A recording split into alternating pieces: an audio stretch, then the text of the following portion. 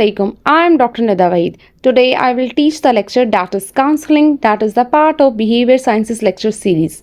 जब भी हम काउंसलिंग की बात करें तो क्या रोल है काउंसलिंग का मेडिकल फील्ड में, हेल्थ केयर सिस्टम में, हम इसको बिहेवियर साइंसेस की रो से देखेंगे।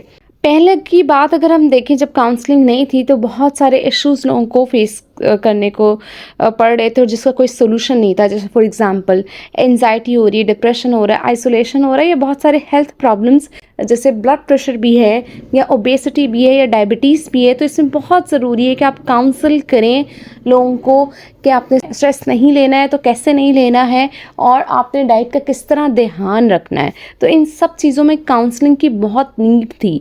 तो जब काउंसलिंग नहीं थी तो लोगों को बहुत सारे इश्यूज़ के सोल्यूशन नहीं मिल रहे थे। तो काउंसलिंग आने से बहुत ज़्यादा डिज़ीज़ जो है वो कंट्रोल में हुई, बहुत ज़्यादा फ़ायदा हुआ। डिज़ीज़ को होने से पहले कंट्रोल कर लिया गया, या अगर हो गई थी तो उसको हमने पीक में होने से बचा लिया।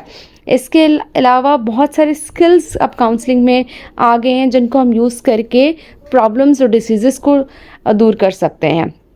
काउंसलिंग बेसिकली क्या होता है, एक पर्सन है, आप उससे अकेले में सुकून से बैठ के उससे बात करें, उससे उसके इश्यूज पूछें और उसके अकॉर्डिंग टू डैट उसके सॉल्यूशंस बताएं। और इस तरह क्या हुआ कि जब बैठ के बात की गई, लोगों को सॉल्यूशंस बताए गए, तो बहुत सारे फ़ायदे हुए। क्योंकि पता ही नहीं था कि नॉर्मल लोग भी, जैसे आम हम लोग भी हैं, तो हम लोग भी कभी ना कभी किसी इशू से गुजर रहे होते हैं। तो इसमें बहुत नीड होती है कि अगर आप काउंसलिंग टाइम से हो जाए तो आप अपने इश्यूज़ को बहुत अच्छे से डील कर लेते हैं और आपकी प्रोडक्टिविटी भी बढ़ती है। तो प्रोडक्टिव होने के लिए ज़रूरी है कि काउंसलिंग की जाए। अब स्कोप ऑफ काउंसलिंग की बात करें तो काउंसलिंग डिफरेंट वे में बहुत फ़ायदेमंद है। फॉर एग्जांपल अडल्ट रिलेशनशिप में, किसी को कैरियर चेंज करना है, उसमें अगर किसी का लव्ड वन लॉस हो गया है, चला गया है, दुनिया से दूर चला गया है, या उसको लाइफ दुनिया में ही छोड़ के चला गया है, तो अब उसको कैसे हैंडल करना है, अपनी लाइफ को किस तरह से गुजारेगा। देन एंजाइटी या डिप्रेशन का कोई पेशेंट है, या अगर फैमिली चेंजेस में कोई एडजस्टमेंट हो गई है, या पेरेंट चाइल्ड रिलेशनशिप में आजकल पेरेंट्स और बच्चों के बहुत सारे इश्यूज होते हैं, तो उसको रिजॉल्व करने के लिए काउंसलिंग बहुत ज़्यादा हेल्पफुल है। सिबलिंग्स, बहन भाइयों से रिलेशनशिप स्ट्रॉन्ग करने के लिए, अगर डिवोर्स लेनी है तो डिवोर्स कब लेनी है, कैसे लेनी है, तो उसमें काउंसलिंग का बहुत इंपॉर्टेंट रोल है। फैमिली मैरिटल लाइफ को बेहतर बनाने में काउंसलिंग का बहुत रोल है। और अगर पेरेंट्स में डिवोर्स हो गई है तो अब कैसे कोऑपरेटिव पेरेंटिंग की जाएगी बच्चे की, उसमें बहुत रोल है काउंसलिंग का। और अगर कोई एब्यूसिव रिलेशनशिप में, तो how to deal with this, और इससे बाहर कैसे निकलना है और उसको सॉल्व कैसे करना है। या किसी को अटेंशन या लर्निंग डिसऑर्डर्स हों, उसको कैसे करना है। या कोई पेशेंट इस तरह का या कोई पर्सन इस तरह का जो कभी भी किसी भी टाइम अपनी ज़िंदगी में किसी भी फिज़िकल हो या मेंटल हो एब्यूज़ या ट्रॉमा का शिकार हुआ है। तो इन सब सिचुएशन में काउंसलिंग का बहुत ही इम्पॉर्टेंट रोल है। देन हम बात करें काउंसलिंग की जो इम्पॉर्टेंट टेक्निक्स हैं, जैसे अगर गुड काउंसलर है उसकी क्या क्वालिटी हो सकती है। एक तो सबसे बड़ा फैक्टर है एम्पैथी, यानी कि जो पर्सन की वो काउंसलिंग कर रहा है उसकी जगह अपने आप को रख के वो अंडरस्टैंड कर सके कि इशू क्या है। तो अगर एम्पैथी होगी तो वो काउंसलर बहुत अच्छा होगा। दूसरा, रिस्पेक्ट करता हो जो भी आपके पेशेंट है, जो भी उसके ख्यालात है। वार्म वेलकम होना चाहिए, कॉन्फिडेंशियल होना चाहिए, इन्फॉर्मेशन डिस्क्लोज ना करे, और ऑनेस्ट हो, सिंसियर हो। तो अगर ये सारी क्वालिटीज़ हैं तो आप अच्छे काउंसलर हैं। इंडिकेशंस ऑफ काउंसलिंग, काउंसलिंग करने के हमें जो फ़ायदे होते हैं, किन कंडीशंस में हमें क्या मिल रहा होता है। तो जब भी कम्युनिकेशन में प्रॉब्लम हो रहा होगा तो कम्युनिकेशन इंप्रूव करने में काउंसलिंग की इंडिकेशन होती है। या कोई भी रिलेशनशिप है, आपको उसको इन्हांस करना है, बेहतर बनाना है, या आपको कोई भी हैप्पियर फैमिली को बनानी है, फैमिली को स्ट्रॉन्ग करना है, हैप्पी करना है, तो उसमें काउंसलिंग की बहुत नीड होती है। कोई इस तरह का पेशेंट है जिसका पीस ऑफ माइंड डिस्टर्ब हुआ है, तो उसको नीड है कि उसकी काउंसलिंग की जाए, तो उसका पीस ऑफ माइंड बेहतर हो जाता है। या अगर सेल्फ इस्टीम लो हुई है तो सेल्फ इस्टीम काउंसलिंग से बहुत इम्प्रूव हो जाती है। और अगर कोई ऐसा पेशेंट है जो डिससेटिस्फाइड है लाइफ से, तो उसकी सेटिस्फैक्शन और बढ़ जाती है। और अगर किसी की पर्सनल ग्रोथ जो है वो डिले हो गई है तो काउंसलिंग से वो बढ़ जाती है। किसी की जॉब परफॉर्मेंस ख़राब हो गई है तो काउंसलिंग से इम्प्रूव होती है।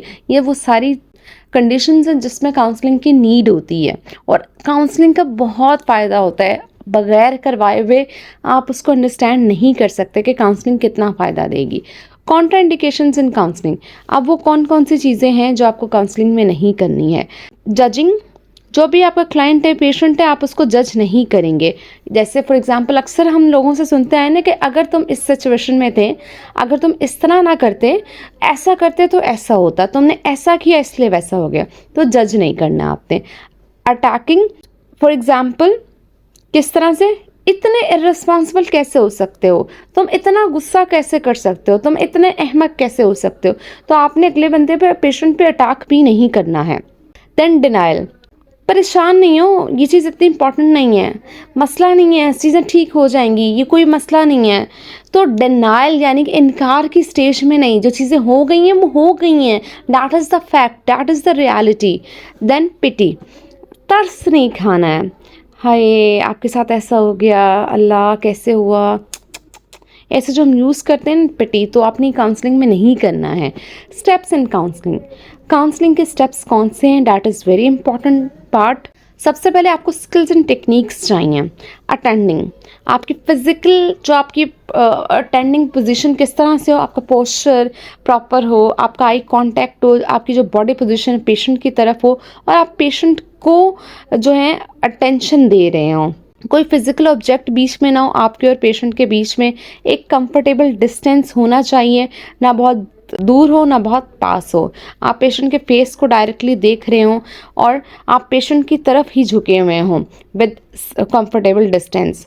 और जब भी आप पेशेंट से बात कर रहे हैं तो आप उसके वर्बल क्यूज़ की तरफ भी देखेंगे और नॉन वर्बल क्यूज़ की तरफ भी देखेंगे, यानी कि आप उसकी बात भी सुन रहे हैं और आप उसकी फिजिकल बॉडी लैंग्वेज भी देख रहे हैं। अब एक्टिव लिसनिंग की हम बात करें कि जो आप ध्यान से आप जो सुन रहे होते हैं, इसमें आपके लिसनिंग में आपके नॉन वर्बल क्यूज़ कैसे आते हैं। तो जब भी आप पेशेंट को बात कर रहे हैं, क्लाइंट से बात कर रहे हैं, तो आप उसके फेशियल एक्सप्रेशन देखें, वो कहीं रेजिस्ट तो नहीं कर रहा, कोई बात में हिचकिचा तो नहीं रहा। आप उसकी टोन देखें, वॉइस की टोन, वो हर बात में सेम रह रही है या अलग हो रही है, कुछ ऐसी बातें करते हुए उसकी टोन चेंज तो नहीं हो रही। टोन के साथ उसकी वॉइस, उसके जो फीलिंग नहीं एक्सप्रेस कर रहे होते वॉइस से। अगर कोई बंदा रोने वाला होता है तो उसकी आवाज़ वैसी हो जाती है, अगर कोई बंदा खुश होता है तो आवाज़ में हैप्पीनेस महसूस हो रही होती। तो आपने आवाज़ में जब वो अपनी किस्सा कहानी स्टोरी बता रहे हैं तो आपने उसकी फीलिंग को महसूस करने की कोशिश करनी है। और अगर वो किसी डिस्टॉर्शन हो रही है, कोई ऐसी बात, कोई रुकावट हो रही है, तो आपने उस चीज़ को भी नोट करना है। जैसे फॉर एग्जांपल बात करते करते वो चुप हो गया, उसका दिमाग कहीं और चला गया, ध्यान कहीं और चला गया, या बात करते करते वो बताते बताते उसने पूरा बताया फिर चुप होके आपको लग रहा है कि कहीं झूठ तो नहीं बोल रहा, बीच में ये आधी स्टोरी तो नहीं आपको बता रहा। तो आपने ये सब चीज़ें ध्यान से सुननी है। तो आपकी कॉग्निटिव एबिलिटीज़ भी आपने नोट करनी है और आपने इमोशनल एबिलिटीज़ भी आपने नोट करनी है कि कहाँ वो दिमाग से बात कर रहा है, कहाँ वो इमोशनल हो के आपसे बात कर रहा है। सबसे इम्पॉर्टेंट होते हैं क्वेश्चंस। आपने इस तरह के क्वेश्चंस पूछने हो जिससे आपको फ़ायदा हो, जिसको हम कहते हैं इफेक्टिव क्वेश्चंस। फजूल सवाल नहीं पूछेंगे, फजूल सवालात से गुरेज करेंगे। आप क्लोज एंडेड या ओपन एंडेड क्वेश्चंस पूछेंगे। क्लोज एंडेड में जिसमें येस नो वाली इन्फॉर्मेशन होती है, जिसमें अगर आपको जर्नल इन्फॉर्मेशन चाहिए, नाम, एज, कहाँ रहते हैं, तो उसमें आप क्लोज एंडेड क्वेश्चन पूछ लें जो येस नो वाले हैं। ओपन एंडेड में आप उससे जो सिचुएशन पूछ रहे हैं उसमें बोलने का उसको मौका दें। आपको जब भी ये इवेंट याद आता है तो आप कैसा महसूस करते हैं, या आपको ये चीज़ कितनी तकलीफ देती है। या प्रॉबिंग क्वेश्चन भी पूछ सकते हैं, जैसे आपको कहीं पे भी डेप्थ के बारे में जानना है, तो कोई स्टोरी सुना रहा है तो आप उसको बोलेंगे क्या आप मुझे इसके बारे में और बता सकते हैं, और क्या हुआ, ताकि आपको और डेप्थ पता चल सके और डीप जान सकें, क्योंकि पेशेंट आपको अपने लेवल पे बता रहा है और आपको वो बात कितनी समझ में आ रही है आपको पता है। इसके अलावा प्रॉब एंड क्वेश्चंस में probing question direct indirect question भी होते हैं। डायरेक्ट में आप टू द पॉइंट पूछ रहे होते हैं, इनडायरेक्ट में आप क्वेश्चन मार्क के बगैर पूछ रहे होते हैं, जिसमें उसके पास बहुत सारा आपने घुमा फिरा के जो बात नहीं पूछते, that is called indirect question. अब encouraging as a part of attending, जब आप बात सुन रहे हैं तो बात सुनते हुए पेशेंट को, क्लाइंट को ऐसा ना लगे कि आप उसकी बात नहीं सुन रहे। आपने उसको इनकरेज करना है बोलने के लिए। अब इनकरेज करने के लिए क्या क्या कर सकते हैं आप? उसकी बात सुनते हुए आप जो नोड कर दें, सर हिला दें, अच्छा, फिर क्या हुआ, अच्छा, क्या उसने ऐसा किया, और मतलब जिससे उसको लगे कि आप उसकी बात सुन रहे हैं और आप उसकी बात समझ रहे हैं, समझ पा रहे हैं। उससे क्या होगा, वो और ज़्यादा अपने आप को एक्सप्रेस कर पाएगा। एक्सप्लोरेशन स्किल्स, एक्सप्लोरेशन जब आपने बात करना है तो जब भी आप रिस्पॉन्ड करेंगे एम्पैथी के साथ करेंगे, जिसको मैं आपके एक्सप्लेन कर चुकी हूँ, जिसमें आपने अपने आप को क्लाइंट या पेशेंट की जगह रख के अंडरस्टैंड करना है और फिर आपने सुनना है। तो उसकी बेसिस पे रिफ्लेक्टिंग कंटेंट आप समझ पाएंगे, रिफ्लेक्टिंग फीलिंग, जो फीलिंग रिफ्लेक्ट कर रही है उसको अंडरस्टैंड कर पाएंगे, रिफ्लेक्टिंग मीनिंग, उसकी जो बातों का मतलब है वो रिफ्लेक्ट हो पाएगा, समझ पाएंगे, और एट द एंड आप इस सारे को समराइज कर सकते हैं। साइलेंस एक बहुत ही इंपॉर्टेंट टूल है काउंसलिंग में। लोगों को पता नहीं होता कि साइलेंस की क्या इंपॉर्टेंस है। खामोशी बहुत ज़रूरी है, कहीं कहीं पे, हर जगह बोलना ज़रूरी नहीं होता, कहीं पे खामोशी ज़रूरी होती है। तो जब भी आप बात सुन रहे हैं तो आपको अगले बंदे को बात करने का मौका देना है, तो आपको कहीं कहीं पे खामोश होना पड़ेगा। इससे क्या होगा, अगला बंदा इनकरेज हो पाएगा, आपको अपनी बात कह पाएगा, और आपको भी पेशेंट की फीलिंग अंडरस्टैंड करने में आसानी होगी। जितनी आपके एक्सप्रेशंस जो हैं वो उसको हेल्प आउट कर सकते हैं। आपके जो छोटे छोटे वर्ड्स जो आप बीच में कह रहे हैं उसकी बेसिस पे वो अपने आप को ज़्यादा एक्सप्रेस कर पाएगा। तो आप बोलने से पहले खामोशी ज़रूर इख्तियार करें ताकि आपको चीज़ें अच्छे से अंडरस्टैंड आप कर सकें। देन अंडरस्टैंडिंग, जब साइलेंस होंगी तो अंडरस्टैंडिंग का जो फैक्टर है वो इन्हांस हो पाएगा। जब आप उसकी फीलिंग को, थॉट्स को अंडरस्टैंड कर पाएंगे। कुछ इस तरह की फीलिंग्स और थॉट्स होती हैं जो आपको आपका क्लाइंट नहीं बता पाएगा। जब आप उसको बोलने का मौका देंगे ना, तो अब तब आपको अंदाज़ा होगा कि वो कौन सी बात है जो आपको नहीं बता पा रहा। तो आपने उसको अंडरस्टैंड करने की कोशिश करनी है। आपने ये आइडेंटिफाई करना है कि ये बात मुझे इसको और क्लियर क्यों नहीं बता पा रहा, इसको बताने में मसला है या क्या मसला है। तो आप उसके बिहेवियर से, उसके बोलने के अंदाज से, बहुत सारी चीज़ों से आपको पता चल जाएगा और उसकी बेसिस पे आप उसको अंडरस्टैंड करें। सेल्फ डिस्क्लोजर सबसे इम्पॉर्टेंट होता है कि आपकी पर्सनल इन्फॉर्मेशन कोई हो वो आपको उसके साथ शेयर करें। उससे क्या होता है कि अगले बंदे में कॉन्फिडेंस आता है और वो आपको अपनी बात अच्छे से बता पाता है। यानी कोई भी इस तरह की बात जो आपकी साथ से रिलेटेड है तो वो उसके ट्रीटमेंट में तो बेनिफिट नहीं देगी, लेकिन उसको बात करने में बहुत आसानी प्रोवाइड हो जाएगी। उसको एक मौका मिल जाएगा, अच्छा इसके साथ ऐसा भी हुआ है तो मैं भी अपनी बात बता पाता हूँ। Confrontation, that is very important. कोई भी इशू है, कोई भी प्रॉब्लम है, कोई भी चीज़ है, उसको कन्फ्रंट करना, इसको कहते हैं एडवांस्ड एम्पैथी। कोई भी प्रॉब्लम हो गई, कोई भी मसला हो गया, कोई भी चैलेंज है, आप उस मसले को अंडरस्टैंड करेंगे, ना कि आप उसको वर्बल अटैकिंग स्टार्ट कर दें। इमीडिएसी, इमीडिएसी मीन्स के ability to explore here and now, यानी कि जो काउंसलर और क्लाइंट हैं जब वो अपने कोई भी बात कर रहे होते हैं तो आपने कल परसों नहीं, अभी के अभी जो आप कर रहे होते हैं प्रेजेंट टेंस में रह के उस चीज़ को इमीडिएसी कहते हैं। कि अगर कोई मसला है, कोई इशू है, अभी अभी नाउ, अभी डिस्कस करते हैं, अभी इसको सॉल्व करते हैं। इंटरप्रिटेशन, इसमें क्या होता है कि जो आपका पेशेंट है या आपका जो क्लाइंट है उसके बिहेवियर, जब आपको स्टोरी सुना रहा है, जो भी इश्यूज सुना रहा है, तो आप उसके काउंसलर ऑब्जर्व करता है, उसका बिहेवियर देखता है और उसके बेसिस पे जो अंडरस्टैंड करता है और उस चीज़ को जो इंटरप्रेट करता है उसको कहते हैं इंटरप्रिटेशन। डायरेक्टिव्स, अब उसकी बेसिस पे क्या करता है, वो डायरेक्ट पेशेंट को या क्लाइंट को इंस्ट्रक्ट करता है कि इस सिचुएशन में आप ये करेंगे, मतलब डायरेक्ट उसको बता रहा है कि इसको ये करना है। उसमें अक्सर जो है काउंसलर्स डायरेक्टिव्स हो जाते हैं या एडवाइजिंग भी हो सकते हैं। एडवाइजिंग ये डायरेक्टिव की एक फॉर्म है।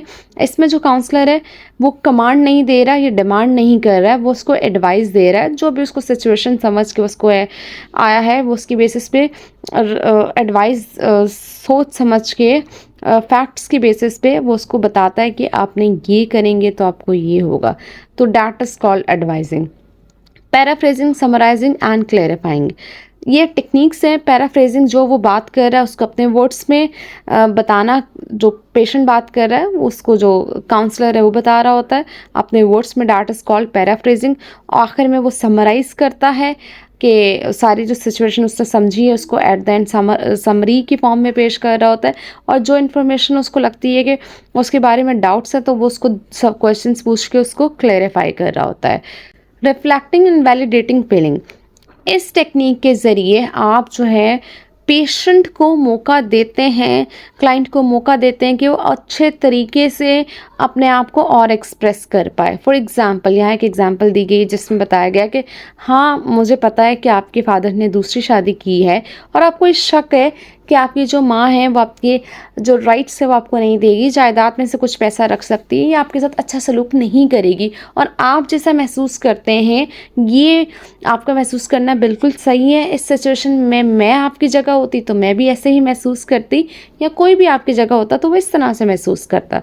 तो इस बेसिस पे आपको जो अपना क्लाइंट है, जब उसको लगेगा कि ये मेरा थेरेपिस्ट है, काउंसलर है, ये मेरी बात अच्छे से समझ पा रहा है, तो मैं इसको और अपनी इस फीलिंग के बारे में बता सकता हूँ।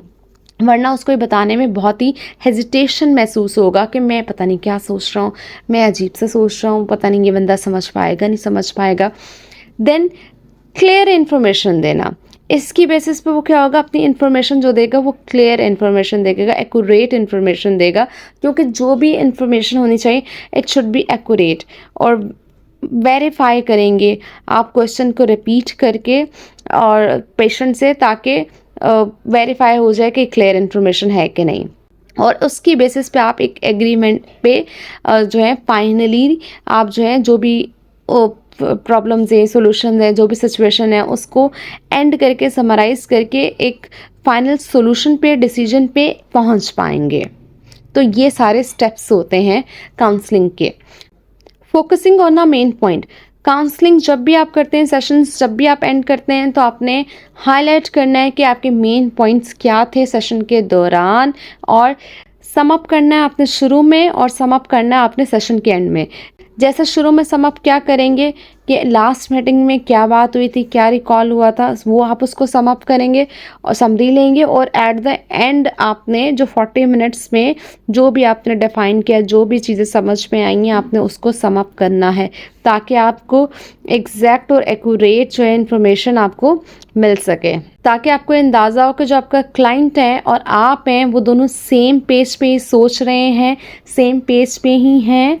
That's all about today's lecture. If you have any question, any query, you can comment in the comment section.